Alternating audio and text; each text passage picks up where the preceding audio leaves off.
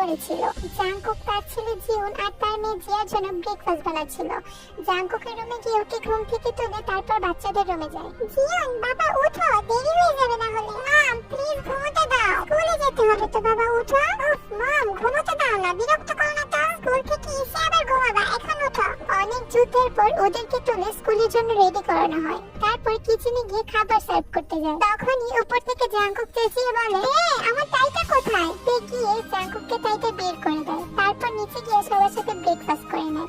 সে দেখলো জিয়া কিছুই খাচ্ছে না। জিয়া বেবি, আমি খাইয়ে দিই। লাগবে না, আমি খেতে পারবো। আর মম প্লিজ এভাবে বেবি বেবি করবে না, বিরক্তিকর। জিয়া, তুমি ব্যাগে সবকিছু নিয়েছো তো বাবা? জ্যামিতি বক্স, পেন্সিল? হ্যাঁ মম, নিয়েছি। ওকে, টিফিন কিন্তু খাবা, দুষ্টামি করবে না, ঠিক আছে? উফ মম, রোজ এক কথা বলো কেন তুমি? আমি জানি আমি কি করবো। জাংকুক তার বাচ্চাদের ব্যবহার দেখলো কিন্তু কিছুই বললো না, কারণ সে নিজেও এমন ব্যবহার করে। খাওয়া শেষে নিজেদের গন্তব্যের জন্য বেরিয়ে পড়লো ওরা। আসার সময় জাংকুকে ওদের বাসায় নিয়ে আসে, কারণ ওরা চায় না তে তাদের আনলো।